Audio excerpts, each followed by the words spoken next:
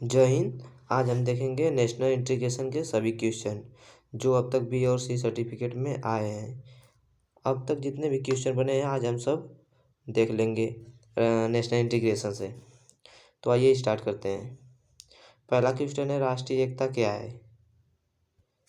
राष्ट्रीय एकता एक मानव भाव है, निष्ठा और भक्ति की एक भावना है जिसका मुख्य केंद्र बिंदु राष्ट्र होता है। ये क्वेश्चन आप लोग लिख लीजिएगा। दूसरा क्वेश्चन है, राष्ट्रीय एकता क्यों जरूरी है? तो राष्ट्रीय एकता में मैंने 5 पॉइंट लिए हैं। आप जो भी क्वेश्चन लिखिएगा पॉइंट में लिखिएगा। राष्ट्रीय एकता देश के शांति और सद्भाव बनाए रखने के लिए जरूरी है। दूसरा, राष्ट्र की गरिमा बनाए रखने के लिए जरूरी है। तीसरा, राष्ट्र की उन्नति और विकास के लिए। चौथा, देश में लोगों के कल्याण और भलाई के लिए राष्ट्रीय एकता का होना जरूरी है। देश की आंतरिक सुरक्षा और कानून व्यवस्था बनाए रखने के लिए राष्ट्रीय एकता जरूरी है। ये 5 पॉइंट आप लोग लिख लीजिएगा। इसमें 2 पॉइंट और हैं, कुल 7 पॉइंट लिए हैं। राष्ट्र की संप्रभुता अखंडता बनाए रखने के लिए औद्योगिक विकास के लिए 7 पॉइंट हैं। तीसरा क्वेश्चन है, राष्ट्रीय एकता शिविर का उद्देश्य क्या है? आइए देखते हैं। पहला है, युवाओं में देश के विभिन्न सांस्कृतिक विरासत के प्रति जागरूकता उत्पन्न करने के लिए। दूसरा है, सांस्कृतिक, धार्मिक, भौगोलिक और पर्यावरण के बावजूद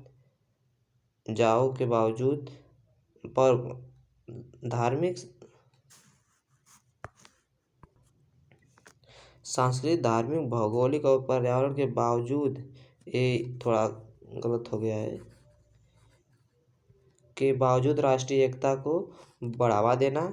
तीसरा है, कैडेट को साथ मिलकर रहने, परस्पर सहयोग करने एवं अन्य प्रांतों के कैडेट जिन्हें हम पहले से जानते तक नहीं, उनके साथ सद्भाव के साथ कार्य करना सिखाया जाता है।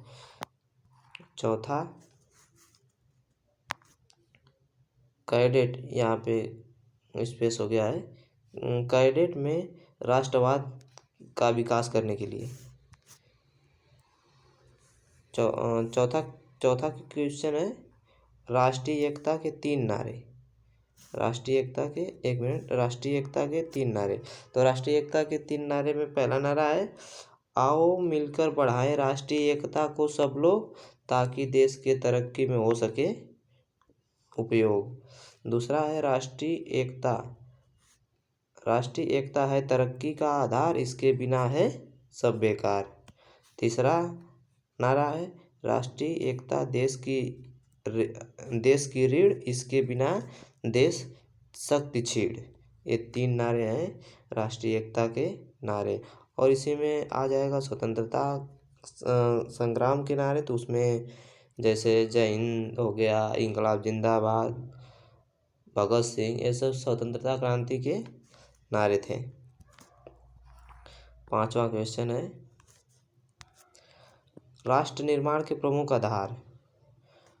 तो राष्ट्र निर्माण के जो प्रमुख आधार है, भौगोलिक एकता, ऐतिहासिक एकता, तीसरा है राजनीतिक एकता, चौथा सामाजिक एकता, 5वां सांस्कृतिक एकता, 6वां मानसिक एकता, 7वां धार्मिक एकता, 8वां आर्थिक एकता। ये 8 है। 6वां क्वेश्चन है, राष्ट्रीय एकता को विघटित करने वाले तत्व। तो राष्ट्रीय एकता को विघटित करने वाले तत्व, पहला है सांप्रदायिकता, दूसरा है भाषावाद, तीसरा है क्षेत्रवाद, चौथा है जातिवाद, 5वां है राजनीतिक दल। ये गलत हो गया है, 6ठा यहाँ पे होगा। ये 6वां है आर्थिक समानता। ये 6 पॉइंट हैं राष्ट्रीय एकता को विघटित करने वाले तत्व। 7 पॉइंट हैं, इसमें एक पॉइंट और है, विदेशी तत्व। ये सब 7 हैं जो कि राष्ट्रीय एकता को विघटित करने वाले हैं। ऐसे ही आप लोग भी पॉइंट में लिखिएगा। 7वां क्वेश्चन है, नागरिक की परिभाषा लिखो। तो नागरिक की परिभाषा ये देखते हैं, एक समुदाय का वह सदस्य जो देश के प्रति निष्ठा रखता हो और देश के संविधान द्वारा दिए गए संरक्षण एवं अधिकारों का पात्र हो, नागरिक कहलाता है। संविधान द्वारा दिए गए संरक्षण एवं अधिकारों का पात्र हो, नागरिक कहलाता है। ये नागरिक की परिभाषा है, आप लोग नोट कर लीजिए, आप लोग खुद का नोट बना लीजिएगा। 8वां क्वेश्चन, भारतीय नागरिकों के मौलिक अधिकार लिखो।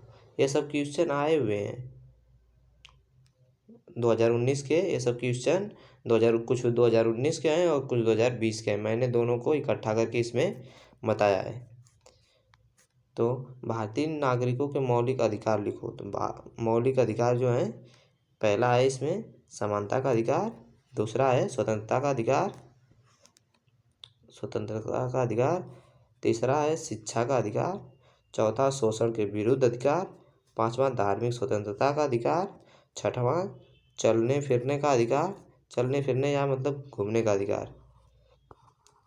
अब 8वां क्वेश्चन है, नेतृत्व के 10 लक्षण या गुण लिखो।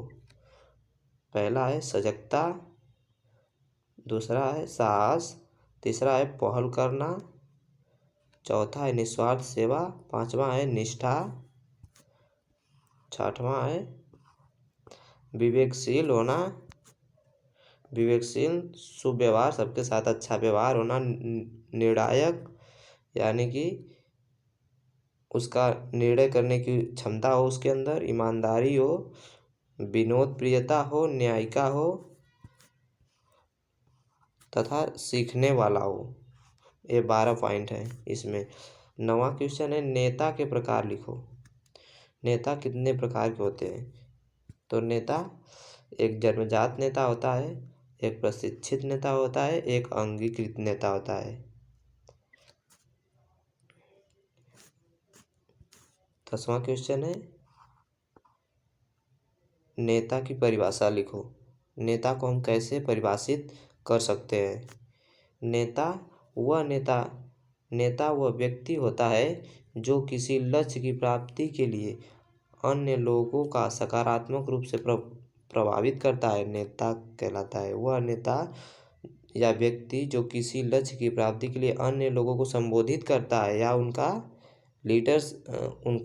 नेतृत्व करता है, किसी लक्ष्य की प्राप्ति के लिए उनको प्रभावित करता है, नेता कहलाता है। धारणा को परिभाषित कीजिए। धारणा को परिभाषित कीजिए या धारणा से आप क्या समझते हैं? तो धारणा, आइए देखते हैं। धारणा चुनने की एक प्रक्रिया है जिसमें व्यक्ति सही और गलत निर्धारित करता है। धारणा हमें प्रासंगिक व विघटनकारी जानकारी से बचाती है। धारणा चुनने की एक प्रक्रिया है जिसमें व्यक्ति सही और गलत की पहचान करता है। धारणा हमें प्रासंगिक एवं विघटनकारी से बचाती है। ये आप लोग लिख लीजिएगा। धारणा से आप क्या समझते हैं? 12वां क्वेश्चन है, ड्यूटी या कर्तव्य से आप क्या समझते हैं? या ड्यूटी, इसमें से कोई भी पूछ देगा ड्यूटी या कर्तव्य से क्या समझते हैं, ड्यूटी या कर्तव्य क्या है, परिभाषित कीजिए। तो आप यही लिखेंगे, हमारे नैतिक एवं विविध दायित्वों को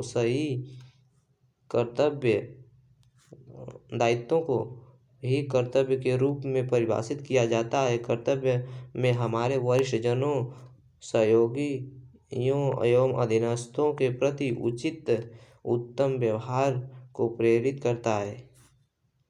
ड्यूटी कहलाता है या कर्तव्य कहलाता है, आप लोग लिख लीजिएगा। 13वां क्वेश्चन है, एक मिनट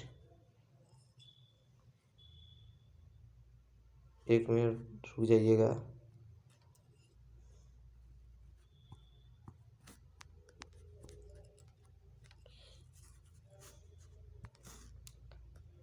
चलिए 13 वाला क्वेश्चन देखते हैं।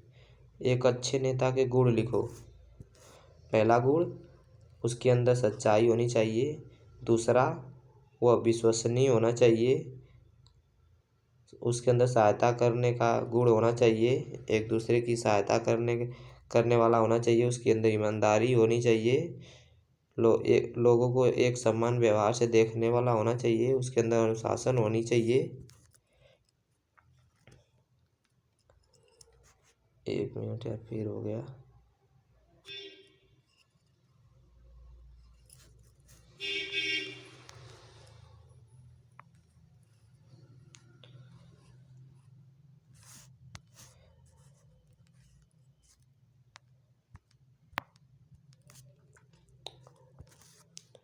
समानता हो, उनके अंदर अनुशासन हो, उसके अंदर निष्ठा की भावना हो, निष्पक्षता की भावना हो। 14वां क्वेश्चन है, समाज सेवा से कैडेट को क्या लाभ है? समाज सेवा से कैडेट को क्या लाभ है? तो कैडेट के हृदय में परोपकार की भावना उत्पन्न करना, कैडेट के अंदर त्याग, उदारता, उज्ज्वल की भावनाओं को जगाना। तीसरा, कैडेट के अंदर नैतिक स्तर का विकास करना। चौथा, यहाँ पे टीम भावना का विकास करना हो जाएगा। एक गलत जगह हो गया है, आप लोग लिख लीजिएगा, टीम भावना जागृत करना। 5वां है नेतृत्व के गुणों का विकास करना, उसके अंदर नेतृत्व, लीडरशिप का विकास करना। 15 क्वेश्चन है, कैडेट में व्यक्तित्व का विकास में सहायता करने वाले जीवन कौशल के नाम लिखो। कैडेट के जीवन में वह व्यक्तित्व जो उसके विकास में सहायक होता है, उसके नाम लिखो। क्वेश्चन ऐसे भी आ सकता है, आप लोग समझ जाइएगा। पहला है आत्म का ज्ञान होना, रचनात्मक सोच होना, समस्याओं को सुलझाने का कौशल होना, किसी भी समस्या को कैसे वह सुलझा रहा है, किस ढंग से, उसका गुण होना, निर्णायकता होना, पारस्परिक संबंध होना, प्रभावी अभिव्यक्ति होना, नियंत्रण होना, किसी चीज़ को लेकर उसके प्रति नियंत्रण होना। 8वां, तनाव पर नियंत्रण होना, तार्किक सोच होना। ये इतने गुण उसके अंदर होने चाहिए। 16 क्वेश्चन है, ऑनर ऑन कंसेप्ट क्या होता है, या ऑनर ऑफ कंसेप्ट से आप क्या समझते हैं, इसे परिभाषित कीजिए। तो आप लोग इसको लिखेंगे।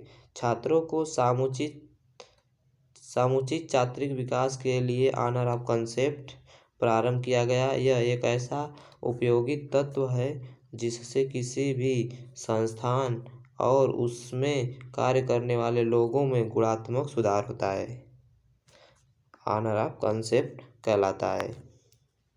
तो आप लोग लिख लीजिएगा ऑनर ऑफ कंसेप्ट क्या होता है। 17 क्वेश्चन, अच्छे नागरिक के 5 गुण लिखो।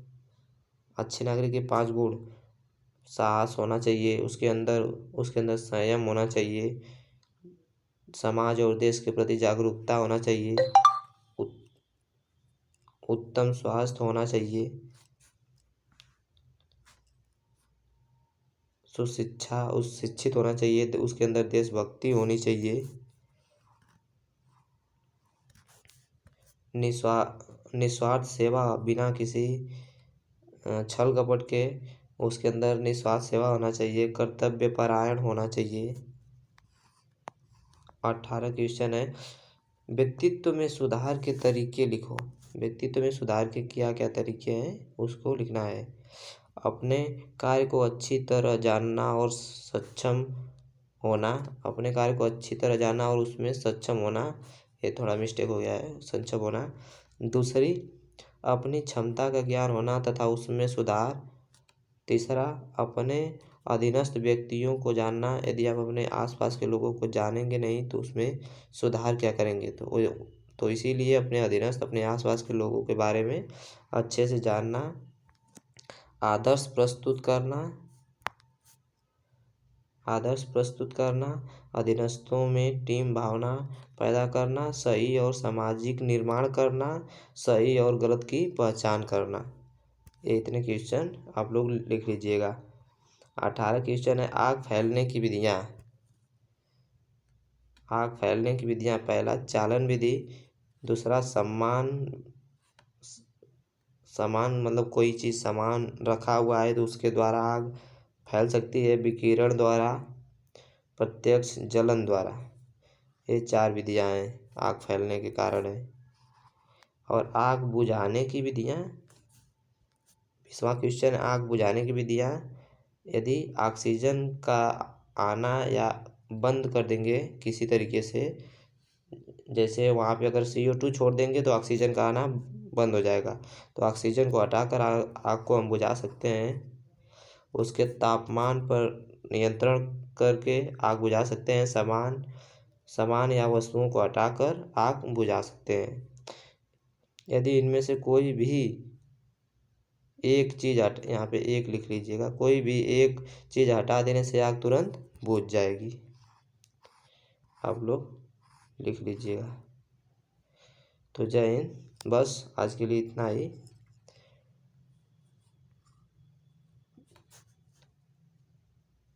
और अगला दिन हम लोग देखेंगे।